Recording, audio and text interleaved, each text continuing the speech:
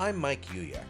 I love to try new things, and I've had culinary adventures all around the world, as well as right at home. I've had really wonderful food, as well as some really horrible food. I'd like to share some of my adventures with you, and we'll see if I have what it takes to fix whatever goes wrong.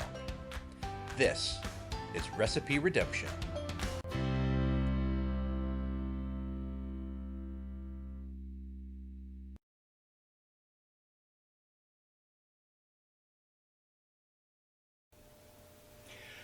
Hello, I'd like to talk today about the mother sauces, the 5 basic sauces in French cuisine that form the basis of most everything else. If you master the 5 mother sauces, so it was said, you are halfway to mastering French cooking itself. For the judicious application of sauce craft could not only elevate dishes from simply good to great, it can also cover a whole host of culinary sins. Slightly overcook a roast, offer lots of sauce to cover it up. Vegetables, bland and uninspiring, sauce. But we Americans have drifted away from the regular use of some of the classic mother sauces and their kin, and it might serve us to discuss whether we may need to replace them with our own mother sauces, or at the very least add to the repertoire. Now, why am I talking about mother sauces right now? In this time of global pandemic and self-isolation, we may find ourselves in a situation in which we are stuck at home, perhaps discovering we're somewhat lacking in ingredients and needing to improvise a bit. So, although we may not be called upon to produce an espagnole or a velouté sauce at a moment's notice, we may have the components for other sauces on hand that will suit our purposes. And knowing what goes into those sauces allows us to play around a bit with expectations, as well as allowing us to be thrifty by making use of ingredients we hadn't actually thought to use in cooking. And again, the judicious use of sauces might make a collection of ingredients that don't necessarily go together or taste very well together blend a little bit better by having something that sort of plays intermediary. The sauce can do that. So, behold, a recipe for depression soup. This is what got me thinking about this. Now, one could legitimately ask if this is indeed a recipe for a tomato soup made during the Depression era, or rather a recipe for a soup designed to depress you. Either way, mission accomplished. Ketchup and water, technically, I guess, sort of do make a soup. Something in water you could call a soup, but not a good one by any stretch of the imagination.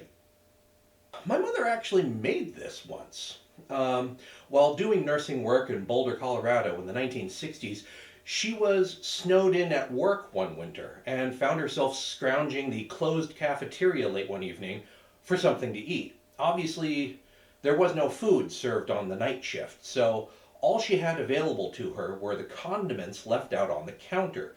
But using a little creativity and severely lowering expectations, she managed to find nutrition for the day.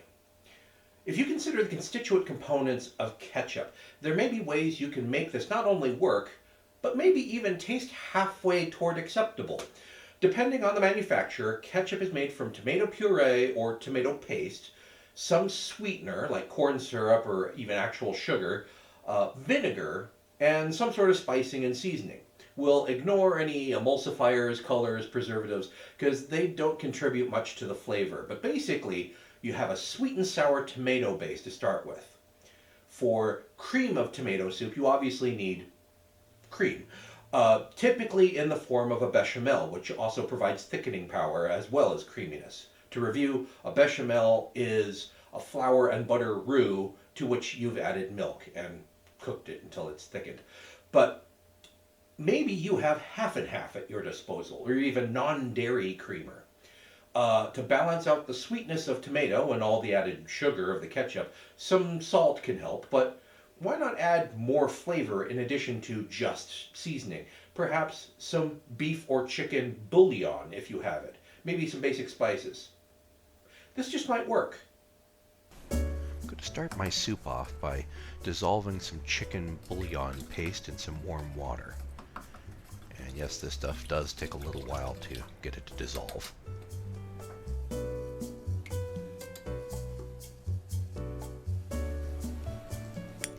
Adding some cornstarch, some half and half here. This is going to take the place of my roux thickened bechamel sauce to give it a little thickness and creaminess once this cooks. And to this mixture, I'm going to add 5 packets of ketchup and then stir to combine until it's nice and smooth. This is eventually, you'll notice this is all sort of cold. I am going to be microwaving this once it's all combined. And that cornstarch is going to gelatinize and thicken the whole soup, hopefully. Oh, yes, I'm going to add some basil before I throw it in the microwave. Is it the best tomato soup you've ever had in your life? Not even close, but it's a little better than you might expect. The one downside is that watering down the ketchup definitely diluted the tomato flavor a bit and some of the sweetness, but it tends to highlight just how much vinegar is added to ketchup. You don't notice it when you're using it as a condiment because you're not eating that much of it. And it's balanced by the French fries that you're dipping into it or whatever. It's usually something blander that you're using it to accentuate or add to the flavors. In this application, that vinegar really comes through. This is significantly tangier than any tomato soup I'd really want to eat. But as a survival meal, it's better than bad, so it's good. So what other condiments do you have floating around the back of your fridge you could profitably use if only you applied some creative thinking? How about those extra packets of tartar sauce you saved from the last fish and chip run that you made? Classic tartar sauce is mayonnaise and capers, plus optional flavor components like pickle relish and spices. But to save on cost, and because many people couldn't tell the difference anyway, some manufacturers basically just combine mayonnaise and dill relish and call it tartar sauce. So, what do you add mayonnaise and pickles to? Tuna salad and chicken salad sandwiches with tartar sauce, because the constituent ingredients would be added to the salad anyway. It's a no-brainer. Yet I'm willing to bet some of you haven't made a tuna salad sandwich in a while because you didn't have mayonnaise or dill pickle relish handy and never thought about those packets of tartar sauce lingering in the refrigerator door for months. All I'm saying is we should expand our thinking. Really read the recipes for the things that we cook. Understand what actually goes into them and realize we don't always need to buy a big bottle of pre-made sauce or dressing if we have the constituent ingredients already on hand in the leftover condiment packets we keep from our various fast food purchases. So for instance, ketchup and mayonnaise together, that's the beginnings of Russian dressing. Ketchup and tartar sauce, remembering that tartar sauce is mayonnaise and relish. You mix some ketchup in that, and that's the beginnings of Thousand Island dressing. If you've, on one of your fast food runs, you picked up some buttermilk biscuits, a lot of times they come with packets of honey. Well, if you have some mustard packets there and a little bit of mayonnaise, you could make a honey mustard salad dressing. Make your own barbecue sauce. If you've got ketchup, mustard, some sort of hot sauce, and some of those honey packets. If you have some brown sugar around, that's great. But you have the beginnings of a decent barbecue sauce, or at least something that will taste kind of like a barbecue sauce. Peanut butter. If you have little packets of peanut butter, you can mix that with sriracha and soy, and you have the beginnings of an ersatz pad thai sauce. Is it authentic pad thai sauce? No. By no stretch of the imagination is it authentic pad thai sauce. But if that's what you have, it's not a bad way to go.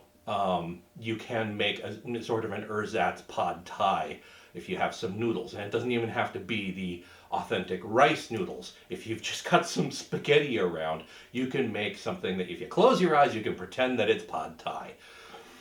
Leftover salad dressings, particularly vinaigrettes, marinades. You can use them as a marinade for chicken, some pork dishes. Beef, not as much, but you could. It would be a little funky, but you can use vinaigrettes and other salad dressings as a marinade if you absolutely have to. Leftover gravy. First of all, gravy, it can be frozen and then reconstituted. It's not as good, but you can reuse gravy if you want. But if you just have extra gravy lying around, you could thin it out and actually use it as a soup base for like a creamy, beefy soup of some sort. Basically, thin it out with some more stock, and then it's kind of you're building the soup backwards. You have the soup first and not the ingredients, but you add sautéed beef, some caramelized onions and vegetables. Thrown into this gravy like, this thinned gravy, and you have sort of a creamy beef soup. Pasta sauce. Okay, you can make a stroganoff. If you have leftover gravy, you just add the beef and mushrooms and onions to it, and you have stroganoff. Or you reuse it in any other gravy-laden dishes that you didn't realize you're going to have this excess gravy, but it'll work perfectly fine. So meatballs, shepherd's pie, poutine. Get some French fries, make some poutine, the beef stew, open-faced hot sandwiches, a Salisbury steak, pot pies, dumplings. And honestly, what is this leftover gravy you speak of? I don't understand. But they say necessity is the mother of invention. And so when cupboards start looking a little bare, we may need to exercise our creative brain muscles to find a way to make the ingredients we do have fit together into something resembling a dish. If you know what goes into the foods you have in the pantry, you're better prepared to punt when supplies start running low, or when you simply discover you didn't have as much of a particular ingredient as you thought you did, but you do have something else that contains the same ingredients but maybe in a different proportion or another form. This is where creativity in the kitchen kicks in. So I encourage you and invite you to experiment a little and see what you can make with the ingredients you already have on hand, and see where your creativity takes you. And can you actually take some of these condiments and make them main ingredients, or use them in unusual ways that you hadn't thought to use them before? So let me know what your experimentations yield. And if you already do some unusual things with your condiments, I'd love to hear about them. I might try them out. So until next time, I'd like to thank you for watching. I'm Mike Uyak, and this is Recipe Redemption. We'll see you next time. Bye-bye.